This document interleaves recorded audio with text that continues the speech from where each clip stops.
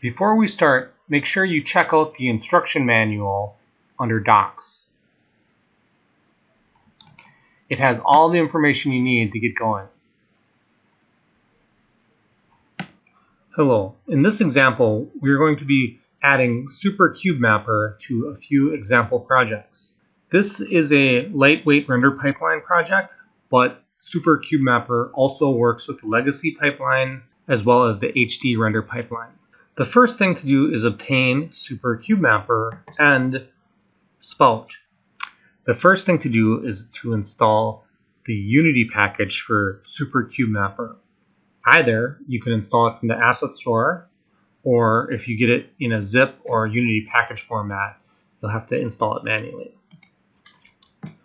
Here I'm just going to drag the Elumenati Super CubeMapper project into the project we're working on.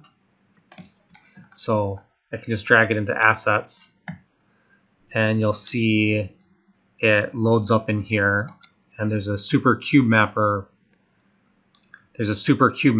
C# script in the Super CubeMapper folder. So if I take this and add it to the main camera, now the main camera has the Super CubeMapper script on it. If we run the project, we'll see there's an error. It says Spout is missing or error adding it. This means we still need to add Spout. You can get Spout off the web here if you search up Clack Spout. I also provide a link in the output log. Just download this and install it in your project. Or I also provide a build of Spout that works good, and I've tested it. So I'm just going to drag that in here. So now when we run the project again, it shouldn't complain. Now that I run the project, the first thing you'll notice is the error has gone away, but we're not seeing any difference in the rendering. That's because the default behavior is to send the output as a 360-degree equirectangular image to Spout. You'll need to open up the Spout receiver or WorldViewer to get that going. The first time you run a project that has Super CubeMapper in it, it's going to create a configuration file. It's placed in the folder of the project outside of the assets folder, and it's called supercubemapper.ini. And if you open this file up, it gives you some instructions and some information and a bunch of options on configuring things. Let's go through some of the options. The first option here enables or disables the plugin completely. The second line here turns on or turns off the main camera.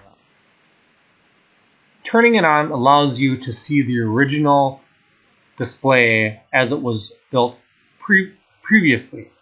So for example, if you want to use the original as a touchscreen display, leave that to be true. The second section are options on post-processing. I suggest leaving the kill vignette enabled to be true because that just looks really bad in VR.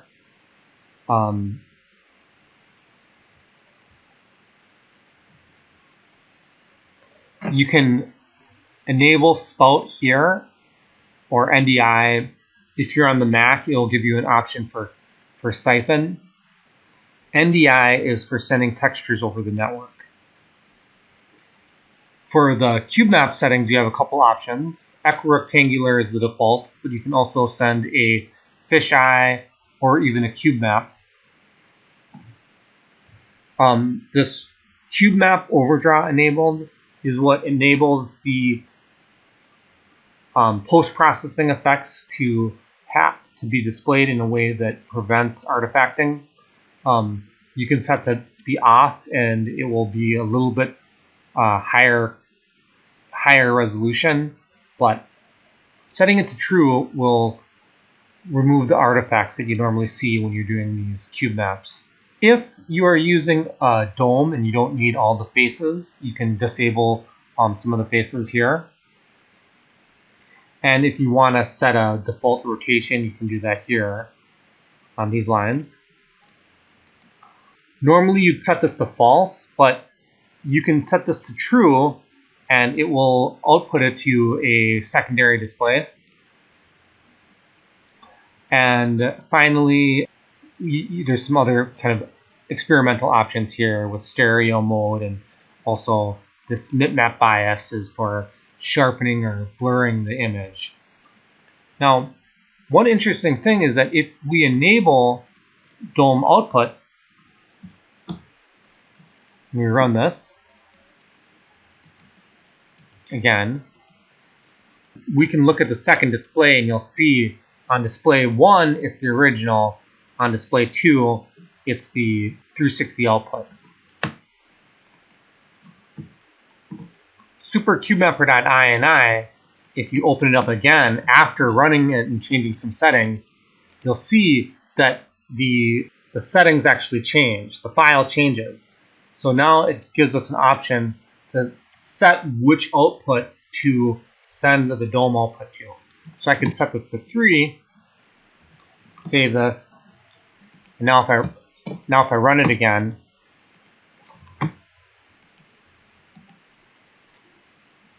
you'll see that it's on display 3 now.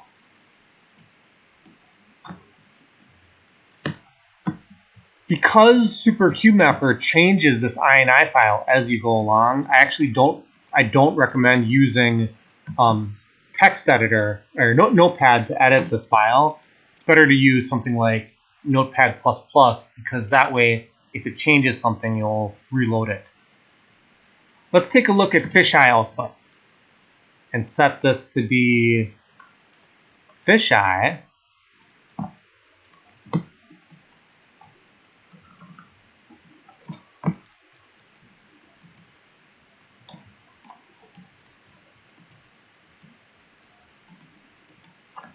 Now we have a fisheye output.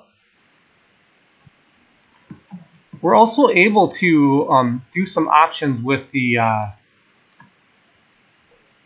fisheye to enable it to be something appropriate for a different type of display. So right now, the center of the fisheye is pointing forward, but if you were using this in a, say, geodome theater, you would maybe want to rotate the rig by 90, actually minus 90. These numbers are actually different than Omnity. It gives you some notes on what these numbers mean. Pitch, yaw, and roll, not Unity's left-hand rule.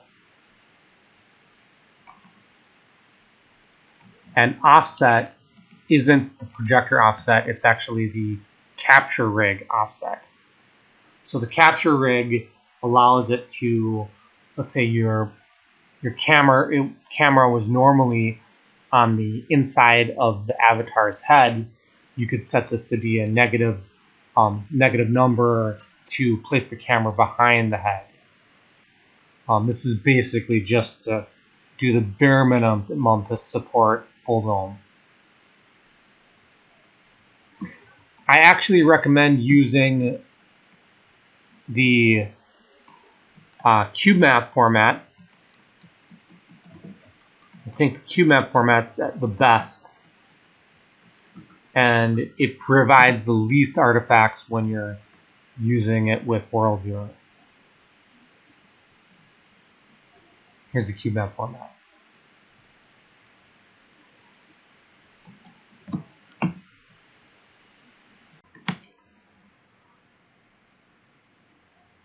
Finally, there's one more goodie I'd like to show you.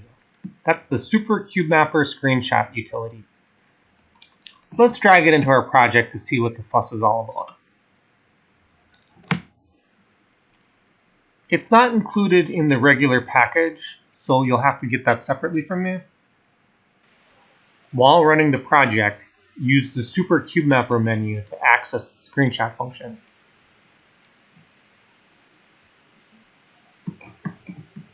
There's even a non-real-time video capture mode, which captures the game as a image sequence. It will look like the game is freezing and playing at a very slow rate. But what's happening is it's taking screenshots, advancing the game 1 unit of time, taking another screenshot, advancing the game 1 unit of time, and it is able to synchronize the playback rate of the Unity project with the speed of which it's able to save the files. This way, we can create an 8K video format or even higher, but not have slow playback. This way, we're able to record video that's higher resolution than the system is able to save. You could even come in and create a higher resolution. You could even come in and create a higher resolution cube map by increasing this to 4096 or even higher.